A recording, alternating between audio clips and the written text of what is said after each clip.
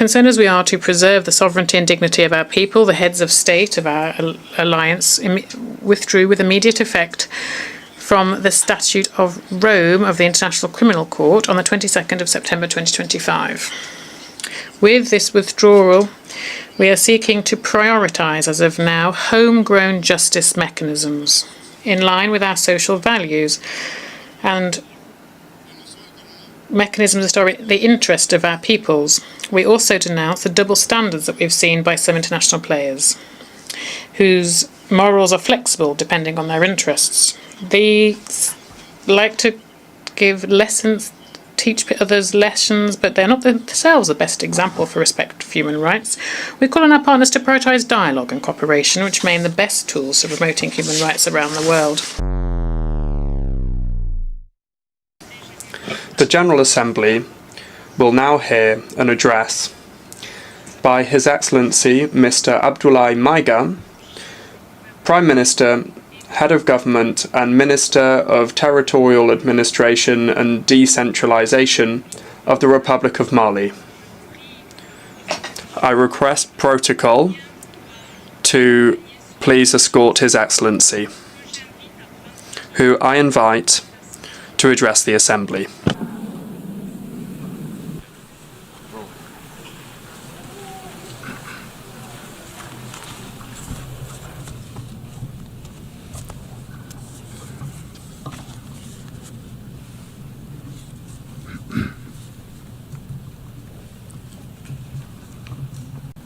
Madame la Présidente. President of the General Assembly, heads of state and government, United Nations Secretary General, ladies and gentlemen.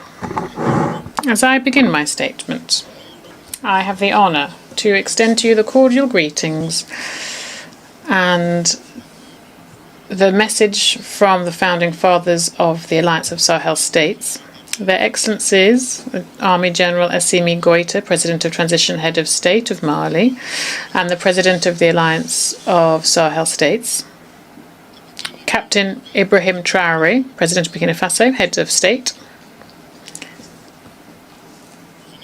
and Army General Abdurrahman Tiani, President of the Republic of Niger and Head of State. I would also like to share with you the warm congratulations from the dignified people of the Alliance of Sahel States, determined more than ever to free themselves from the yoke of imperialism and enjoy their right to self-determination in a Pan-African spirit. As we wish you every success in your election to preside over this 80th session of General Assembly, Madam President, the Alliance of Sahel States would also like to congratulate your predecessor, His Excellency Mr. Philemon Yang from the Republic of Cameroon, and congratulate him on his exemplary leadership of the work of the 79th session. Finally, I wish to reiterate to our Secretary General, Mr. Antonio Guterres, reiterate our appreciation of the efforts that he continues to undertake to achieve the noble objectives of our shared organisation.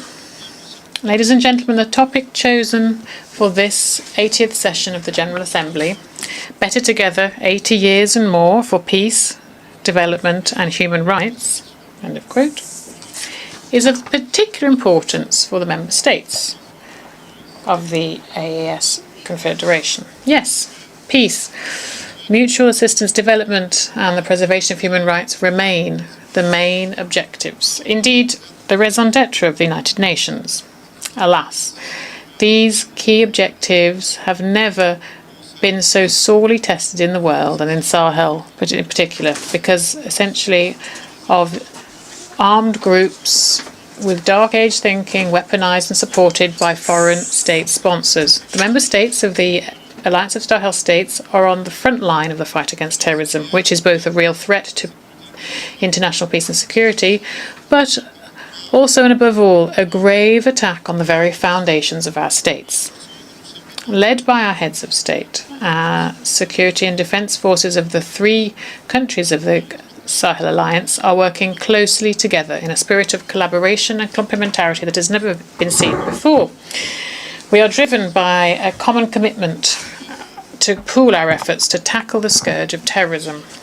This new momentum, which is built around strengthening operational capacity of our security and defence forces through far-reaching recruitment, suitable training and appropriate provision of equipment, is seeing encouraging results every day on the ground. This confirms the relevance indeed of our sovereign decision to work together to fight our common enemies. Unlike some states who open safe passage corridors onto their territory for terrorists so that they can attack other countries to use their territory as a rear base, the founders of the alliance, through again this Pan-African spirit and concerned as they are to preserve the interests of their people, decided to make their countries more safe, trying to stop this threat spreading to other African countries and indeed around the world, doing a real public service for security in the region and the world. There is no shadow of a doubt that through their sacrifice, the valiant security and defence forces are contributing to the security of other regions, particularly countries on the West African coast. We take this opportunity to pay tribute to the memory of the civilian and military victims of insecurity in the Sahel. The sovereign approach that's been implemented is part of a vision borne by the heads of state of the Alliance of Sahel State, which is dedicated to safety and security of our states following the withdrawal of international forces. Against all the odds and far from scuttling our plans, our country showed ingenuity and was able to benefit from the historic geographic characteristics and the resilience of their people who, despite more than a decade of security and humanitarian crisis, continue to show exceptional strength and patriotic engagement. Overall, 3 countries were able to provide a coordinated, homegrown response to this war that was imposed on us. Here I wish to reiterate the determination of the Confederation of the Alliance of Sahel States to become a Pan-African regional power, to continue and step up our actions, to put a stop to terrorism once and for all in our shared home. We are also determined to consolidate the authority of the state, to protect our people and their property, and ensure our own prosperity. The Alliance of Sahel States reiterates strongly its condemnation of the open, blatant, sometimes public support of foreign state sponsors, who, for imperialist reasons, are destabilizing our entity on the one hand, providing advice to terrorist groups as well as logistical support, arms and ammunition, and on the other hand providing political support to them, providing them with rear bases located in some neighbouring countries in violation of all international rules.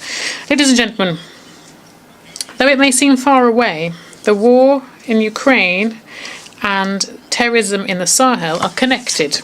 Let us remind you that following the terrorist attack against the Malian Security Defence Forces patrol on the 24th to 26th of July 2024 in Tenzawaten in the region of Kidal, Mali denounced this incident, by the way, in its statement on 2024 here in this room, and we condemned the attitude shown by Ukrainian officials who publicly affirmed their participation in this terrorist attack. This outrageous conduct, which we thought was simply that the Ukrainian officials unfortunately confused the international stage with a theatre stage. 1 year later, the situation has worsened, and the Ukrainian regime has become one of the main suppliers of kamikaze drones to terrorist groups around the world. In this context, some Western states should stop supplying arms to Ukraine because they risk contributing to the promotion of international terrorism. For others, including the French regime, who's nostalgic for the colonial era and concerned by their loss of influence in the Sahel, support for the Ukrainian regime is a manoeuvre that's consistent, which aims to occupy the attention of the international community, focusing the attention on the war in Ukraine, at the same time sponsoring terrorist groups who are growing in number in the Sahel. Loyal as we are to the principles of the United Nations Charter, on the 15th of August 2022, the Mali seized the Security Council to ask for a meeting of the Council so that my country could provide irrefutable proof of France's support for terrorist activities. So far, this request has not been followed up on. whereas their sabotage continues on various levels. It is time to act so that those responsible for this violence be identified and brought to justice, and resolutions be translated into concrete commitments, and the Sahelian Sahel should be safe once and for all, and the resources of the Sahel should benefit the people of the Sahel.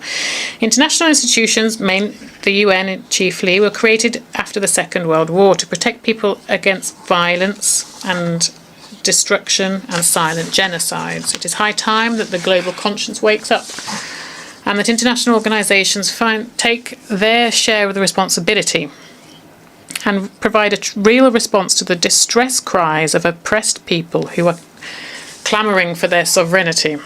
The Alliance of Sovereign Sahel States reiterates its commitment to cooperate with all states, regional organisations, international organisations, and any partners that respect our sovereignty, our sovereign political choices, our security priorities, our priorities in terms of countering terrorism, our priorities for social and economic development. This should be part of a win-win partnership so that our people's aspirations can be met. Ladies and gentlemen, in addition to our efforts to secure our countries and see peace return, the governments of the Alliance of Sahel States are working to implement a comprehensive and integrated strategy. This includes political measures, economic and social development measures, as well as work on justice and reconciliation. In choosing to be audacious in our sovereignty, the Alliance's bodies have launched initiatives, disruptive initiatives focused on homegrown development. Here, there's a clear path so that we can ourselves provide the added value that is crucial for our economies, all the while preserving the dignity of our people. This choice, which we own fully, shows how unwavering we are in our wish to be masters of our own fate. In the same vein, we have included in our national priorities in strategic investment policy in different priority fields, such as infrastructure, energy, industrialization, and the diversification of our economy. As part of this work, we created the Alliance Bank for Investment and Development, which carries out various different projects across the Alliance. The Alliance of Sahel States has as one of its ambitions to development ambitions, some clear advantages: a vast territory and 75 million inhabitants, and the majority of these inhabitants are young people. In addition, we have a strong, committed and active diaspora. We also have fertile lands, a lot of water, energy resources, reservoirs and mining resources, which are amongst the richest in the world.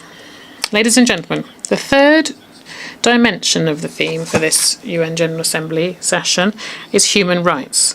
The Alliance of Sahel States reaffirms its commitment to respect international law. Human rights law is an international humanitarian law respected, and make sure that they are respected in line with our millennia history that goes back millennia of humanism and our national and international commitments. However, we remain strongly opposed to the weaponization of human rights for political purposes, or in order to destabilize our national institutions, or indeed entire independent and sovereign states.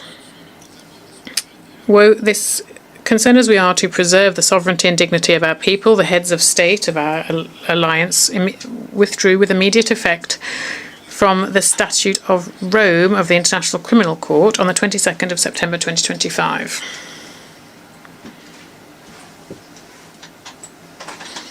With this withdrawal, we are seeking to prioritise, as of now, homegrown justice mechanisms in line with our social values and mechanisms that are in the interest of our peoples. We also denounce the double standards that we've seen by some international players, whose morals are flexible depending on their interests. They like to give lessons, teach others lessons, but they're not themselves the best example for respect for human rights. We call on our partners to prioritise dialogue and cooperation, which remain the best tools for promoting human rights around the world. Ladies and gentlemen, at a time when we are marking the 80th anniversary of the United Nations, we must state that our multilateral framework, as embodied by the UN, is being sorely tested in an international context that is notably polarised, where we are seeing a return of nationalism, protectionism, inward-looking attitudes and struggles for power. Despite this reality of the time, and also aware that the main three objectives of the United Nations Charter are peace, development and human rights, all of these remain relevant, we must say. To meet these objectives, we firstly need a UN that has been reformed, renewed, and has been adapted to the demands of the day. This is an essential criteria to make it more legitimate on an international scale and ensure that its decisions can be effectively implemented. Here I wish to recall strongly that Africa has for more than 20 years now been demanding reforms in order to repair historic injustice that it has suffered, and particularly in terms of its representation at the Security Council. Here I wish to reiterate the total support of the Alliance of Sahel States to the Common African position on this issue, as set out in the Eswatini Consensus and the CERT Declaration, so that Africa can have 2 permanent seats at the Security Council and 5 non-permanent seats. Secondly, we need a United Nations that can guarantee the respect for international law for all. We are concerned to see flagrant violations of international law around the world with complete impunity. At this 80th anniversary of the UN, for us, Member States, this provides us with the opportunity to reaffirm our unwavering commitment to the multilateral framework that is based on the law and not on force. Thirdly, we need robust follow-up and implementation mechanisms for the outcomes of international conferences. One thing is clear here, the creation since 1945, when the UN was created, we've held dozens of international conferences, and the commitments from these international conferences have barely been implemented, and they're not benefited the people that we represent here. This situation must change. This is why we advocate for the envisaged reforms to be implemented and tackle this problem, so that our respective nations can benefit from the dividends of the commitments made at the United Nations. On our side, the Alliance of Sahel States is ready to make its contribution to undertake the necessary reform for the multilateral framework of the United Nations. In terms of current global governance, it is ever clearer that the UN is not adapted, but it is not able to address the current challenges and future challenges. Global governance needs to be reformed, and economic and financial institutions need to be reviewed too, and they should take into account financing security in the fight against homegrown crises. And this innovative mechanisms, for example, like in BRICS, provide a constructive alternative that respects the interests of emerging and developing countries, while in African initiatives for development financing that the Sahel pays particular attention to could break the vicious circle of dependence and over-indebtedness. Along in the same lines, the concerns of Africa's development concerns should be taken into account too. Africa is presented as a continent of the future with a rich youth, but alas, it is also facing a heavy burden of external debt. Its resources are being pillaged. There is unequal trade, and there's a negative transfer of resources and also there is problems posed by climate change. These are to name but a few of the challenges it faces. Ladies and gentlemen, on a national front, Mali, in its quest for peace and sustainable stability and in line with aspirations of our people as expressed in the Inter-Malian Dialogue for Peace and Reconciliation, adopted a charter for national peace and reconciliation. This was following an inclusive and participative process that focused on dialogue and cooperation within Malian society and Malians of all socio-professional strata, and as well as the diaspora. This charter embodies our determination to strengthen national ownership of the peace process in Mali. It is based on our own reality, our traditional values, our homegrown mechanisms for dispute resolution. The aim is to focus on a shared and promising future. On 22nd of July 2025, when the charter was officially signed, His Excellency the Army General Assimi Goïta, President of the Transition Head of State of Mali, in his speech focused on the historic importance of this event, and I quote, he said, "This ceremony is even more unique because it carries a collective dream, that of a hope of lasting peace, social cohesion. Indeed, reconciliation within our dear homeland, end of quote. Now, in terms of regional concerns, I must mention the destruction of a drone by the Malian Armed Forces on the 1st of April 2025 by the Algerian junta. Mali strongly condemns this aggression and has turned to the International Court of Justice to address this. Since independence on the 22nd of September 1960, Mali has spared no effort to support decolonization across the African continent. Here, we actively supported Algeria in its war for liberation from the French colonizers. Given this political position and favour that we have always maintained for Pan-Africanism, in addition, we have geographical proximity between the two countries. We have a border that is 1,300 kilometres long. Mali has always looked kindly upon our brotherly neighbours in Algeria.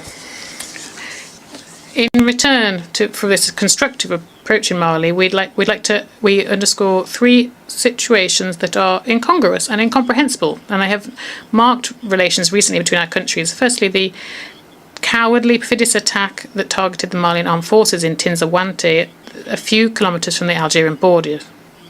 Curiously, the Algerian junta didn't see anything, hadn't heard anything, even though this terrorist act was planned on its Algerian territory.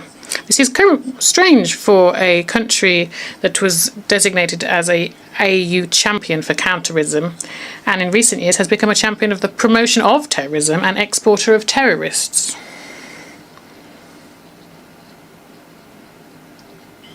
Two, as announced, the Algerian junta shot down a Malian drone thrown from Malian taxpayers on the false reason for violation of their airspace.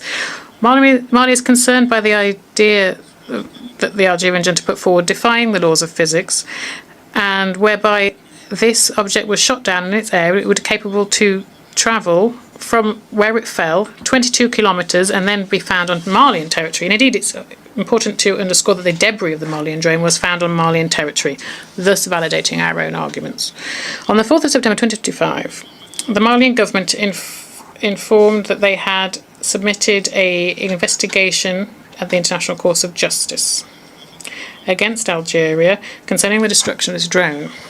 In a communiqué from the Algerian Ministry of Foreign Affairs from the 19th of September 2025, we were perplexed to learn that there was an allegation whereby this investigation request from Mali was motivated by the press conference of the Algerian Foreign Affairs Minister on the 3rd of September 2025, during which he denied that Mali had submitted a request to the International Court of Justice. We would like to share with the Minister that the request submitted by Mali on the 4th of September has never meant that it was automatically registered by the International Court of Justice. Mali would recall that the aim of diplomacy is to defend your country's interests. In presupposing that the Malian complaint was launched by this press conference, the maniacs of Algeria show that their vision of diplomacy is to push other states to prosecute their country and international fora, thus scoring an impressive own goal, as we call in Mali, Yabe. Concerning, I would say. In passing, Mali is paying a vibrant tribute to the Minister of Foreign Affairs of the Algerian junta. Indeed, lies corrupt everything. They've lost all their version of the Algerian version of the destruction of the Malian drone has lost all credibility. And then, surprised by how events turned out, the Algerian junta refused to give their consent to the jurisdiction of the ICJ following the drone destruction case, thus fearing being publicly unveiled as an aggressor and supporting a sport of international terrorism.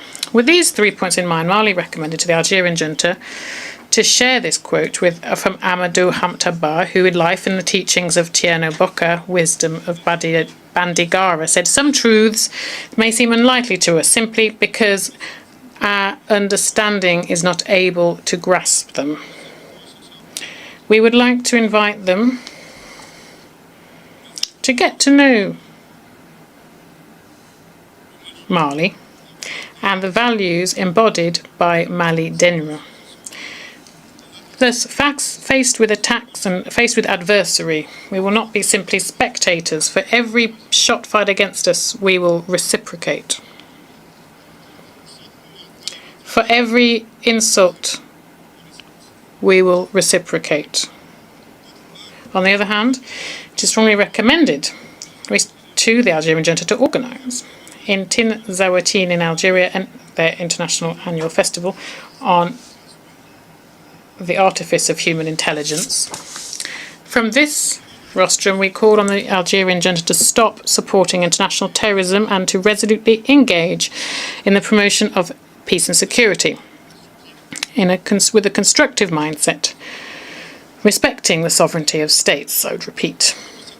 From this rostrum, we call on the Algerian junta to cease their support for international terrorism and resolutely engage in the promotion of peace and security in a constructive spirit, respecting the sovereignty of states.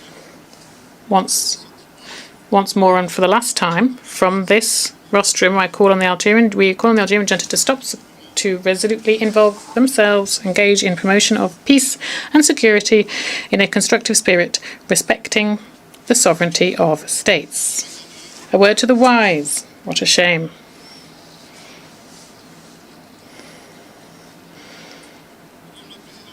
President, ladies and gentlemen,